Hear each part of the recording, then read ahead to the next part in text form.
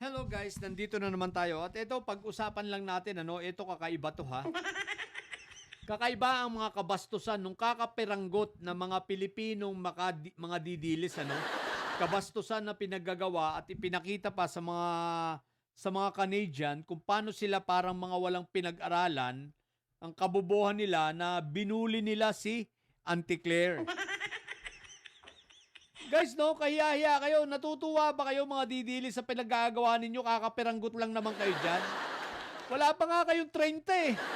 Kaunting-kaunti kayong mga hinayupa kayo. Diba? Naku!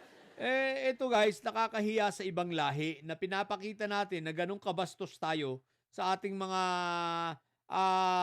nasa gobyerno tuwing dumadalaw dyan, So yung kagaspangan ng ugali ninyo, wag ninyo yung dalin dito sa Canada. Baka akala ninyo representante kayo ng buong Filipino community. Dito sa Canada, mahiya naman kayo. Hindi nga kayo umabot ng 50 ang bilang ninyo ilang milyon tayo sa Canada. Ang dami-dami ng Pilipino rito, tapos akala nyo kayong representante? Ang tibay ng mukha ninyo, Bibilib rin ako dito sa mga Pilipino. Yung mga nandirito sa Edmonton ng mga didilis, sige, hamunin ninyo. Kung tagal-tagal na ninyo naghahamon sa akin ng mga debate, sabi nyo, pupuntahan nyo ako. Wala naman. Ako ang hamunin ninyo. Diba? Magdebate tayo, naka-live tayo. Kahit saan. Edmonton Mall, kung saan nyo gusto, debate, sige. Diba? Hamunin ninyo ako, live. Ilalive natin yung debate natin, one-on-one, magkita tayo. Kung sino mga nandirito sa Edmonton area. Mag-content kayo. Sabihin nyo, harapin ko kayo. Kahit sino, hindi yung puro kayo yabang Puro kayo banta. Pati si Auntie Claire, isipin nyo, binastos nyo, binalahura nyo. Tama ba yan? Ugali ba ng mga Pilipino yan?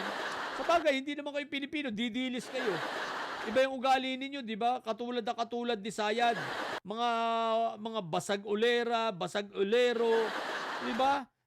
Nakakahiya kayo sa ibang lahi. What the heck, kakaunti na nga kayo, ganyan pa kayo. Parang dito lang, yung mga nagbabanta na ilang piraso, ang tapang-tapang, puro banta lang naman.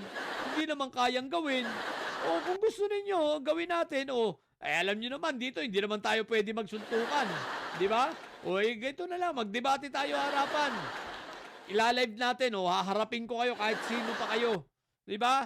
Kasi para matigil yung kayabangan ninyo isipin nyo, nagigigil ako sa inyo sa kabastusan ninyo di ba? Imbis na kahit pa kayo sana ay galit, Kayo sana, kahit sana kayo ay hindi sang-ayon, pero matuto kayong gumalang at rumispeto.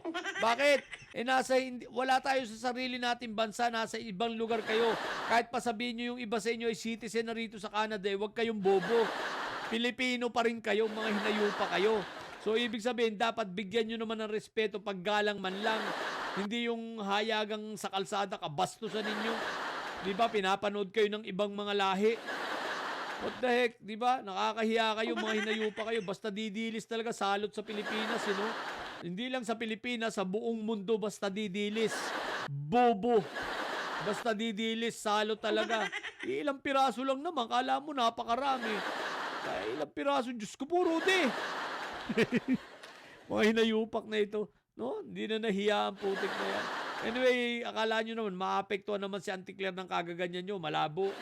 Alalahanin nyo, strong nyo si Auntie Claire. Iba ang personality nun, Compare sa inyo. Mga hinayupak kayo.